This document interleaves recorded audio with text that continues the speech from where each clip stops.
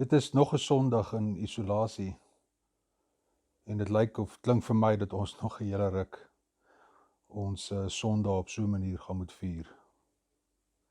Ek mis dit. Ek mis die sirkel en ons gesigte vir mekaar, ons vat, ons voel, ons kyk, die energie wat ons deel. Ek mis dit regtig. Ek is meer as ooit bewus dat hoe my betekenis en my sinvolheid gevind word in ons interaksie met mekaar. Veral vir my in ons gespreksgroepe en vir my in ons Sondag sirkel. Ons is in so tussentyd, in die musiek staan dit bekend as 'n intermezzo. Ons is so in 'n tussentyd van ons is hier in ons huise en ons gaan net uit vir kos en vir die noodsaaklike en verder is ons weer in ons huis en ons sien nie mense nie, ons kuier nie by mekaar nie. En dit is so 'n vreemde tyd van tussenin. Ek sien Breitenbach verwys na die kroonpespandemie, waarin ons is. En soos donderdag beloof, wil ek vandag 'n gedagte of twee net deel uit die baie bekende Johannes 14. Johannes 14 is 'n ontsettende mooi stuk wat geskryf is in die persoonlike gesprekke wat Jesus het met die mense die naaste aan hom. En Johannes 14 is daar 3 karakters wat die skrywer van Johannes inbring, wat aan Jesus vra en dan Jesus wat dit antwoord, en in die antwoorde van Jesus is daar hierdie profound ondertoon, hierdie baie diep betekenis as hy hulle voorberei vir wat vir hom voorlê in sy dood. En die eerste persoon wat vir Jesus iets vra is Thomas, en ek lees hier, Thomas sê, Here, ons weet nie waarheen U gaan nie, hoe kan ons dan die weg daarheen ken? En Jesus wat hom antwoord en sê, Thomas, dis nie daar nie, dit is hier. Dit is nie buite jou nie. God is nie elders anders nie. God is dit wat in jou is. En soos God in my is en ek in God is, as jy onthou die gebed van Johannes 17 nou die dag, dat God is in jou, Thomas, die weg is nie elders heen nie, dit is na die binnekant toe.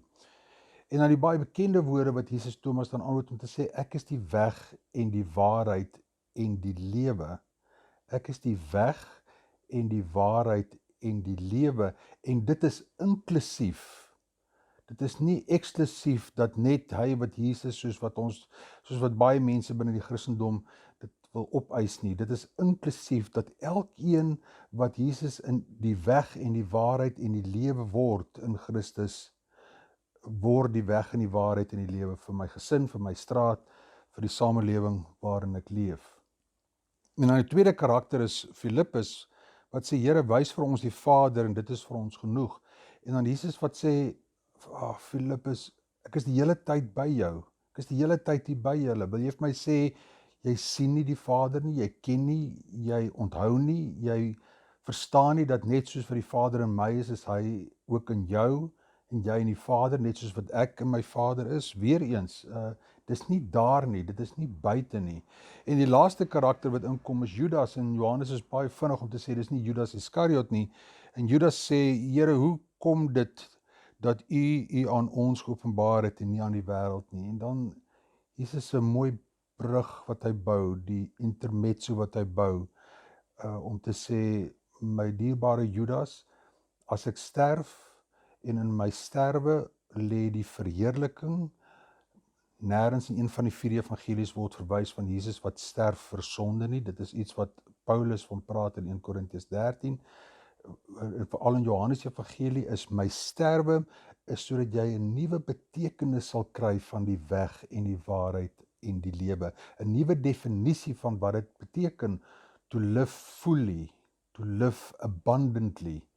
Dit is waaroor Jesus dit het met Judas, as hy vir hom sê dat ek stuur vir jou die stem vir God, ek stuur vir jou die waarheid, die weg, die lewe van God, naamlik die Heilige Gees, wat vir jou oor hierdie brug sal help.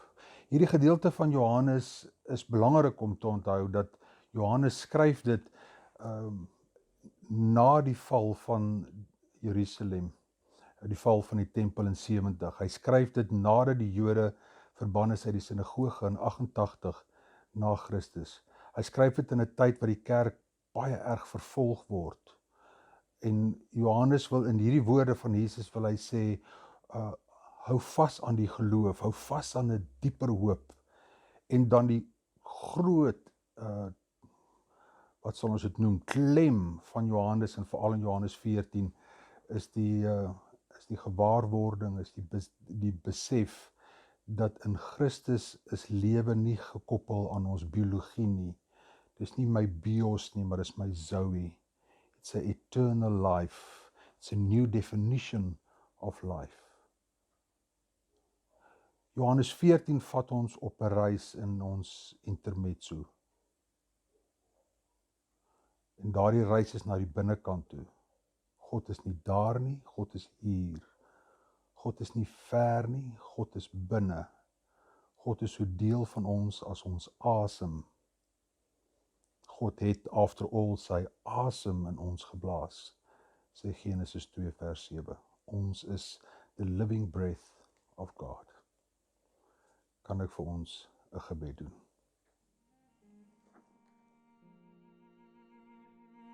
O Heer, soms raak ons die pad byster. Verloor ons weg. Verdwaal ons selfs as ons 'n landkaart en 'n kompas in ons hand het. So baie keer vergeet ons, wat is die waarheid? Wat is dit wat eg is en wat altyd waar is? Ons dra so swaar aan ons maskers, aan ons voorgee. Ons vergeet so dikwels, o Heer, wat dit is om te lewe en te lewe in oorvloed. Ons soek in allerlei strukture, soek ons na U wat ergens ver is, ergens anders is. Ons vergeet dat lewe is aan die binnekant en dat U is dit wat ons ervaar en beskryf en beleef as lewe, nie in ons liggame nie, maar op 'n baie diep sielswese, ons geestesdenke. Dis waar ons U vind. Help ons terug om dit te onthou.